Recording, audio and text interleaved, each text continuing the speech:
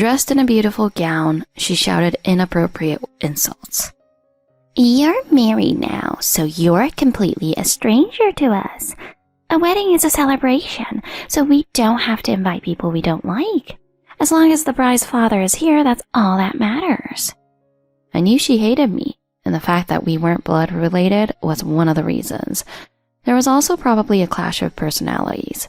Still, as her stepmother, I tried to fulfill my responsibilities and do what I could for her. That's why I made her dream wedding at the super popular chapel and the reception at a top-tier hotel come true. We're only celebrating with family so you can go home now. Thanks for everything. Sarah's husband, with little financial means, laughed awkwardly as he tried to push me out. I couldn't stand it anymore. If they were going to look down on me and exclude me, I'd make sure they never relied on me again. Finally reaching my breaking point, I quickly left the scene, determined to erase everything that had happened. I'm Emma, 43 years old and the director of a cosmetic surgery clinic. I originally worked as a dermatologist at a university hospital but switched to cosmetic surgery at 38 and opened my own clinic at 40. It wasn't that I was dissatisfied with dermatology. Dermatology is said to offer a relatively easy working environment for female doctors. In fact, it's very helpful for balancing work and family life. I don't have children, but I had a husband with whom I lived for 10 years. He was also a doctor, and we started dating during our training years. As a surgeon, his work grew increasingly demanding, with long surgeries and night shifts. Meanwhile, my work, with fewer physical and mental burdens, allowed me to support him by handling housework after work. Becoming a doctor requires studying every field, as it's impossible to focus on just one. You need to pass the national exam after completing 2 years of clinical training. After that, you choose the specialty you want to pursue. A senior female doctor once advised me that dermatology was a good option if I wanted to continue working after getting married. I didn't have any particular preference, so I chose dermatology and completed 5 years of specialized training. After passing the certification exam, I was finally ready to begin as a specialist. This is the general flow, no matter which field you choose. Sometimes people joke at parties that doctors make a lot of money, but becoming one takes much longer than the average student. The psychological pressure on both the individual and their family is immense. The real challenge begins after passing the exam, when you're entrusted with people's lives and well-being. That's why I don't think it's a profession people should envy so lightly. I took pride in my work and believed I had a good relationship with my husband. But in our 4th year of marriage, I discovered he was having an affair. With his frequent night shifts and absences, I had grown accustomed to him not being home. However, rumors of his affair with a young nurse in the same ward reached me. Nurses are quick to gather information, and their discussions at the nurse's station are not to be underestimated. Eventually, everyone in the ward knew about the affair, and a fellow surgeon who trained with us couldn't bear it any longer and contacted me. That's how I found out everything. We ended up divorcing because of it. At that point, I began to question whether balancing work and family was even necessary anymore. If I was living alone, I could focus more on work, hone my skills, and save money for the future. I even thought about getting multiple cats and building a cat-friendly home. The divorce actually expanded my dreams and ambitions. With skills that span multiple techniques, making patients happy, and earning a good income, I decided to transition to cosmetic surgery. I wanted to bring joy to patients who desired to look beautiful. I wanted to help those lacking confidence to lift their heads and feel more positive through procedures that made him happy. And so my second life began. Opening a clinic requires much higher capital compared to other fields. Even on the conservative side, it costs around $500,000, and if you want cutting-edge medical equipment, it can run up to $1 million. If you're interested in cosmetic surgery, you can probably guess this from the high cost of procedures. Those advanced machines are really expensive. Yet I deeply admire the patients who are willing to work hard and spend money to become beautiful. I find their determination and passion to be noble and beautiful. That's why I never forget to improve myself, so I can continue earning the trust of my patients who have high aesthetic standards. In line with the upgraded medical equipment, we hold study sessions for the staff. We always ensure we've experienced the results ourselves before recommending them to patients. If we're not satisfied, I immediately contact the manufacturer for a new session. Many people think of cosmetic surgery as different from curing illnesses or injuries, but at its core, I believe it's the same. Especially for women with body image issues, cosmetic surgery can also serve as a form of mental healing. It helps them gain confidence, enjoy looking in the mirror, and feel encouraged to go outside. I truly believe this transformation makes them shine even more. Thanks to the many patients willing to pay high fees, we, cosmetic surgeons, are able to maintain a high salary. Elective procedures, which aren't covered by insurance, allow medical institutions to set their own fees, which is a significant advantage. This means I can reflect those fees in my staff's salaries. My staff often use their earnings for beauty treatments like Botox or fillers. Meanwhile, I continue upgrading the clinic's appearance and medical equipment. It creates a positive atmosphere where everyone is motivated to work in a bright, uplifting environment. One day, a young woman rushed in wanting to be beautiful for her wedding. Her name was Mary, and she was still underage. She wasn't sure exactly what procedures she wanted, but seemed anxious to become beautiful. Since she was underage, the staff counselor asked if her guardian would be okay with it. My father is the only one, but I'll convince him. I decided to listen carefully to her story. Mary said she wanted to be beautiful for her wedding, but after talking more, it turned out the wedding date hadn't even been set yet. She was engaged to her boyfriend through a verbal agreement, but they hadn't met each other's parents yet. He's such a wonderful guy. I definitely don't want to lose him. Mary, you already have a lovely face, but are there any specific areas you're concerned about or would like to change? I'll do anything to become beautiful. You're not overweight, and you're still young, so anti-aging treatments aren't necessary. Maybe brightening your skin tone or hair removal? I didn't want to suggest too many treatments at once, as it might come across as pushy. I want bigger eyes, a straighter nose, and a slimmer face. And making my skin look beautiful sounds good too. It seemed like she wanted an overall makeover. Doing too much before a wedding can change her face significantly, and I was concerned about how her fiancé might react, but I couldn't say too much. I knew that no amount of reassurance from others could fully satisfy a girl's desire to be beautiful. Cosmetic surgery is, in a way, like cosplay or magic that fulfills a transformation wish, and I think it's a wonderful thing. Even if I thought she didn't need it, I couldn't say that out loud. I wanted to help her achieve a more beautiful version of herself, without making her look like someone else. You seem to want a lot of different treatments, but may I ask what your budget is, Mary? Honestly, I found it hard to believe an underage girl could gather tens of thousands or even hundreds of thousands of dollars. I have about $10,000. With that amount, we could do double eyelid surgery and a few skin brightening injections before the wedding. I'll convince my dad to give me more money. I exchanged glances with the counselor. I wondered what kind of wealthy father she had. She seemed a bit immature for her age, and I began to doubt if she was truly ready for marriage. But since she seemed serious, I told her we need her guardian's consent first. A week later, Mary returned with her father. The waiting room was mostly full of women, and her father looked visibly uncomfortable. I brought my dad with me. His name is Michael. And please, have a seat. I'm the director of this clinic. Your daughter mentioned she'd like to have some facial treatments for her wedding. Are you aware of this?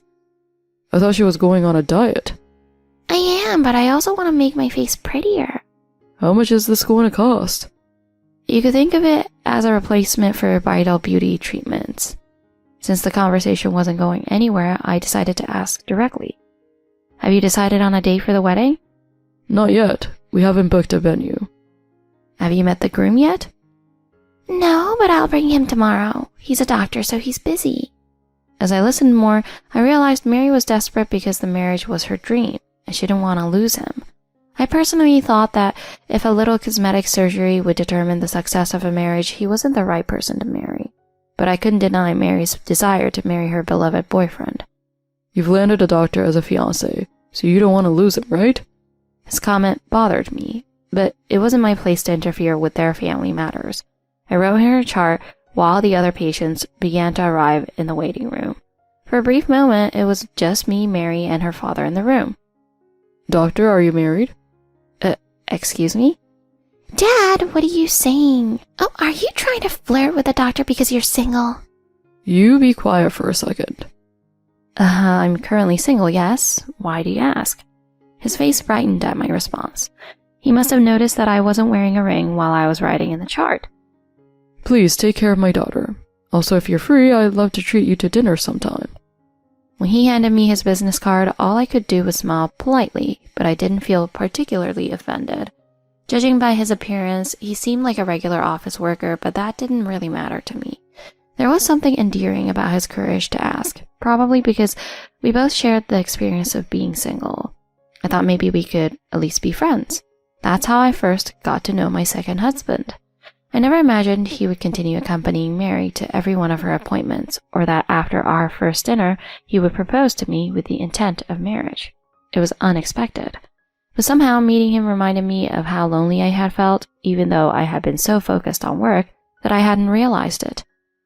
The excitement of meeting someone, the joy of sharing a meal, the happiness of laughing together, these were feelings I had long forgotten.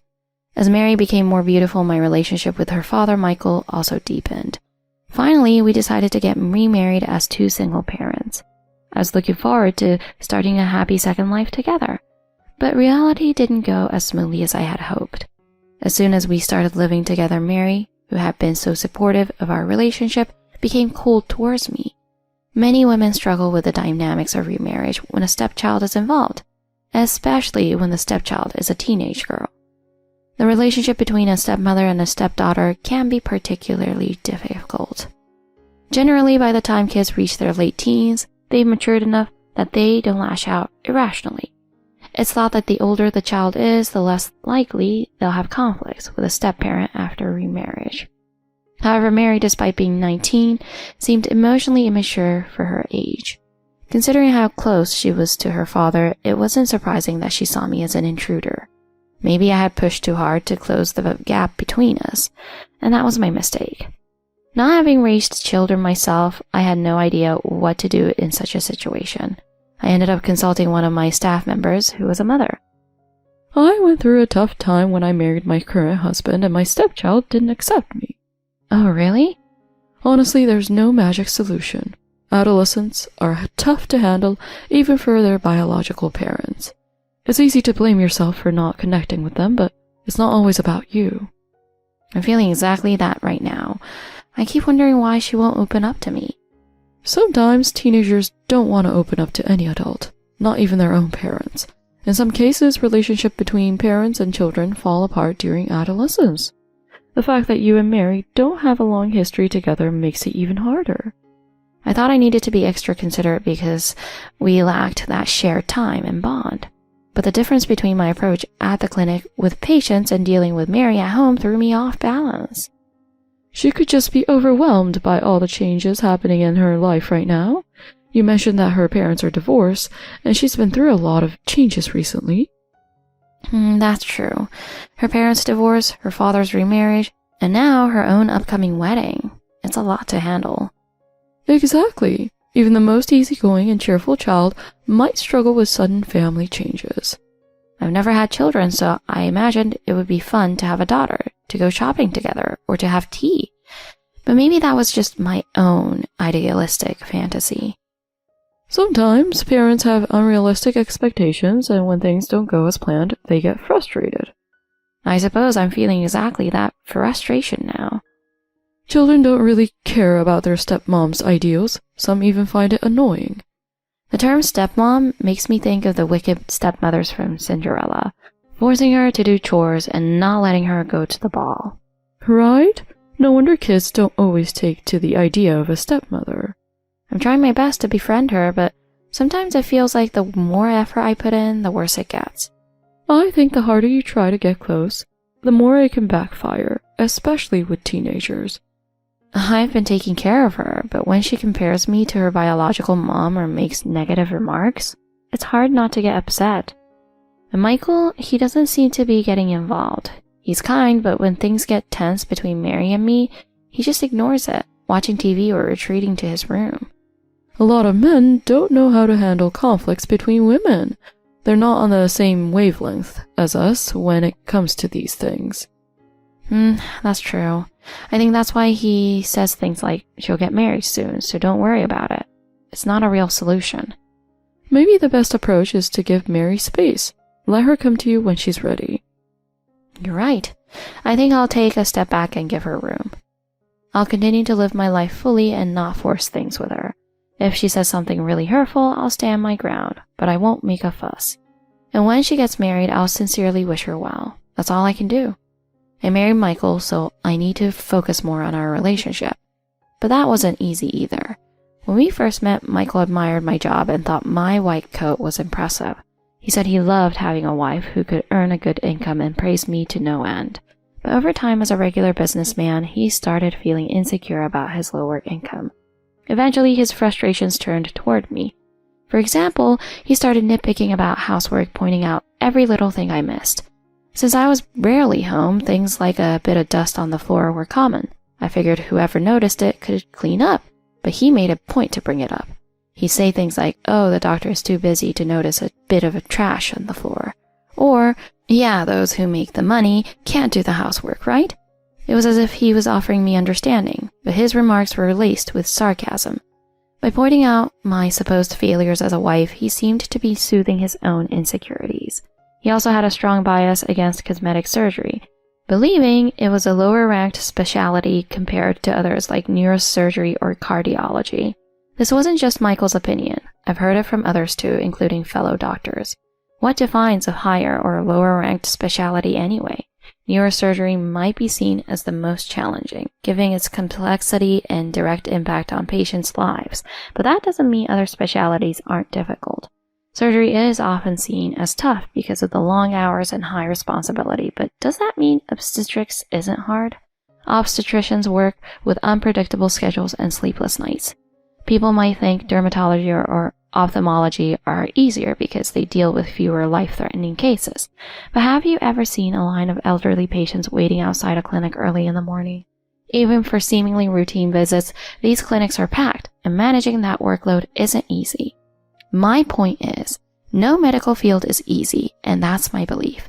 But Michael was convinced that surgery was at the top. Mary's fiancé is a pediatrician, and Michael had this strange belief that pediatrics was second in line behind surgery because of the emotional rewards. I couldn't bring myself to tell him the truth. There's a ranking of doctors' average incomes by specialty published by the Labor Policy Research Institute. The average income for surgeons is around $137,400, which is about $10,000 more than the average across all specialties. Half of the surgeons in the country earn over $150,000, and in the metropolitan area, many doctors earn more than $200,000. As Michael liked to point out, the high pay for surgeons reflects the life and death nature of their work and the responsibility that comes with it. On the other hand, pediatricians earn about $120,000 a year. While the income reflects the hard work, it's not always enough for the intensity of the job. But this is all about doctors working under insurance-covered treatments. Since I opened my own clinic and it's been running successfully, my income exceeded $500,000 last year. Doctors in large private practices make even more. I never shared the exact numbers with Michael, but I quietly covered all the costs for Mary's wedding. Mary's fiancé came from a family of doctors, and all his relatives were in the medical field. Knowing this, Michael, a regular salaryman, would likely feel lower ranked in comparison, as he liked to put it. To ensure he didn't feel embarrassed at the wedding, I paid for everything, and I intended to give them a generous gift when they moved into their new home. But as I kept giving financial support, Mary's thank you disappeared, and in its place, she started saying shocking things. No matter how much you try, you can never be a pediatrician. Cosmetic surgery is just superficial. There's no point in even trying to compete. Compete? I never once thought of competing with your fiancé. Doctors are all the same, no more, no less. I happened to be making more money, but that didn't make me superior, and I never thought of myself that way. But the way she talked made it sound like I was flaunting my success. I was just trying to support Mary, yet somehow everything I did seemed to backfire. I couldn't believe this was the same girl who had once begged me to make her beautiful. I found myself counting down the days of her wedding, wishing she'd leave the house as soon as possible. I wanted her to experience firsthand that being married to a doctor wasn't all that easy. As much as my work had been belittled, I knew she'd soon realize how difficult it is. Mary had been so eager to show off her wedding at a popular chapel and a top-tier hotel, venues that were clearly beyond the means of a family with a salary under $40,000 a year. Even the wedding planner must have picked up on that. In the end, I had to step in and negotiate with the hotel and secure the reservation myself. The venue required a large number of guests, which Mary didn't have, but I made it happen for her. I wanted her to have her dream wedding, to feel like a gorgeous bride on the most important day of her life.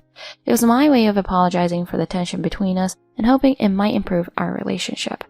On the wedding day, Mary appeared in a princess-like gown, her face perfectly lifted and glowing, thanks to the treatments I had provided at a family discount. She didn't even say thank you. But today she was radiant.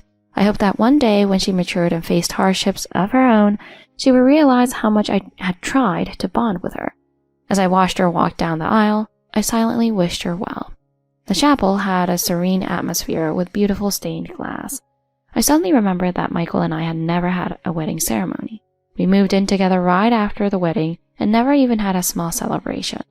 I would have liked a party, at least, to mark the occasion. Mary was beaming as she exchanged vows and slipped the ring onto her finger. During the break between the ceremony and the reception, I checked my phone for news and work-related messages. That's when I noticed a message from one of my staff members sent late the previous night. I had gone to bed early preparing for today, so I missed it. When I opened the message, I was shocked by what it said. Apparently, they had found Mary's social media account. I knew I shouldn't look, but there was the link right in front of me. "I'm sorry," I silently apologized as I clicked the link. The first post that popped up was a photo of Mary's wedding dress with the caption, "Getting married today." She had even tagged the venue. There was no doubt it was our account. As I scrolled down, I found numerous posts complaining about Michael and even more about me. "I don't care if she's a cosmetic surgeon or whatever, but she's a failure as a stepmom." I felt like collapsing into my chair. "Sure, she buys fancy food from the department store, but does that woman even know how to cook?" I had bought those meals hoping to make Mary happy, assuming she wouldn't want home-cooked food from someone she wasn't close to. Yet everything I had done had backfired. I thought she'd appreciate the famous department store meals, but clearly it had the opposite effect. "I bet she feels guilty for being a terrible stepmom, which is why she's always buying me whatever I want." I felt a wave of exhaustion wash over me. Everything I had done had been for nothing. "I even jokingly asked for a wedding at the most popular chapel and a reception at a 5-star hotel, and she actually booked it." The careful thought I put into ensuring Mary and Michael wouldn't feel out of place at such a prestigious wedding seemed pointless now.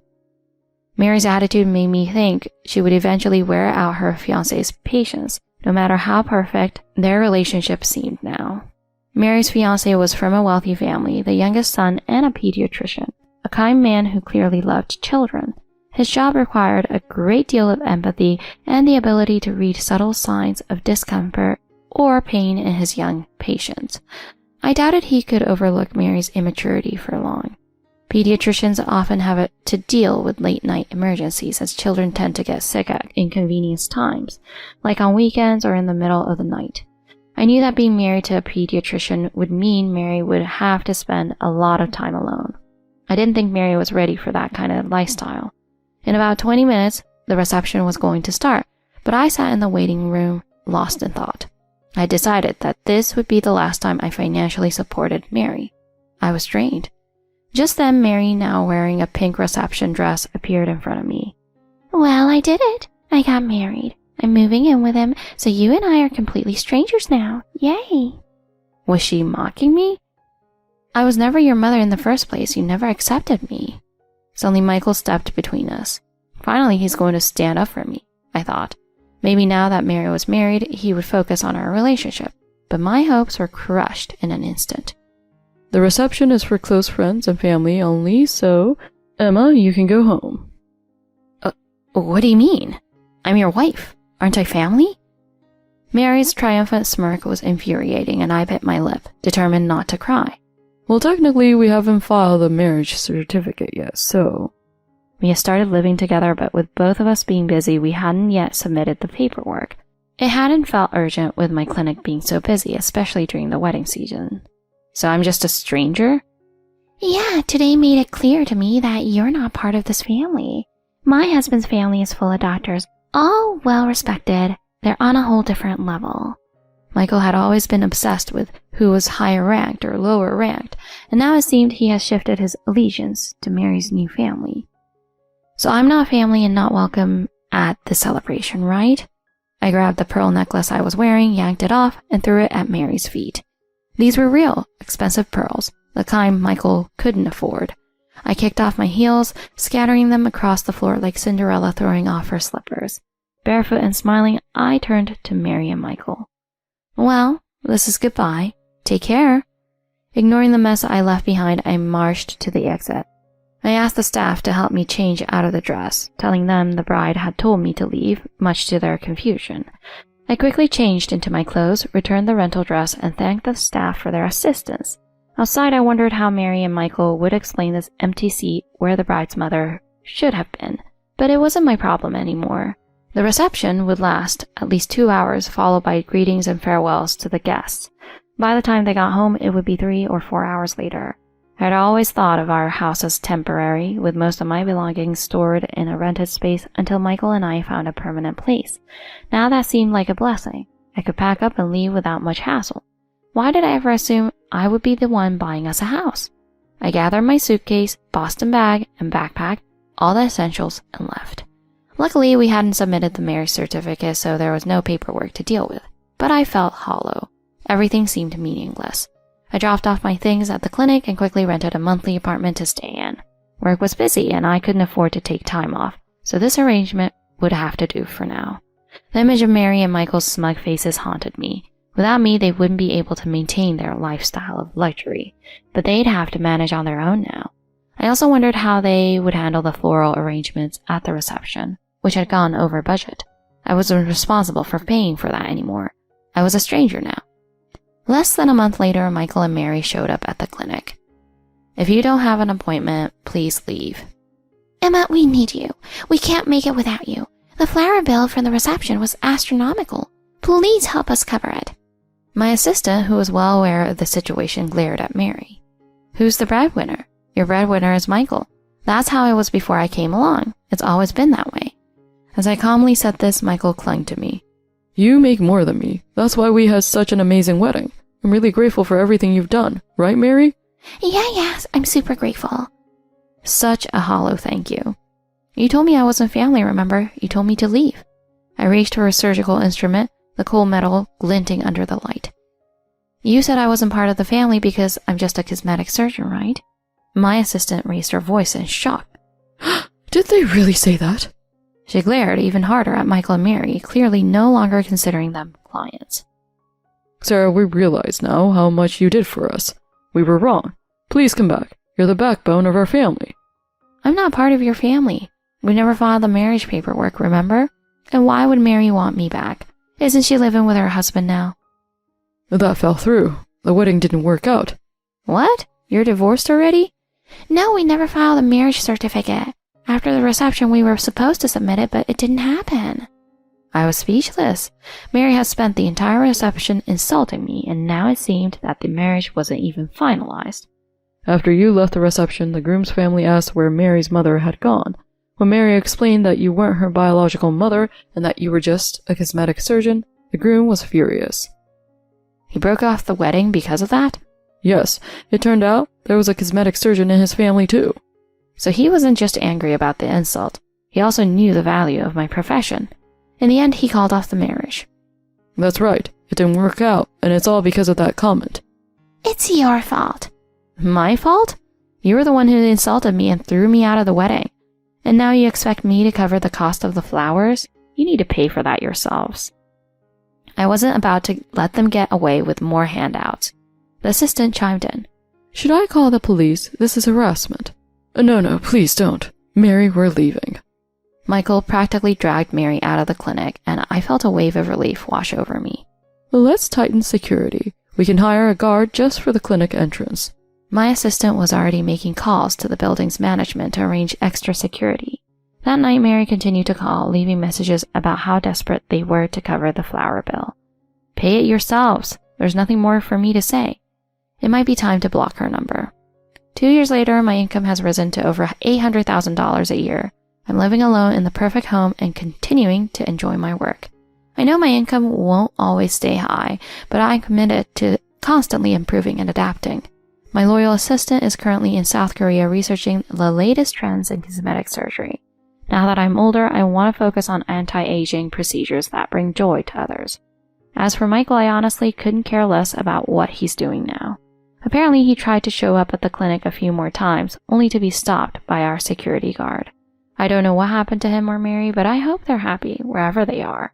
Meanwhile, I'm about to fulfill a long-time dream, adopting 2 rescue cats. I can't wait.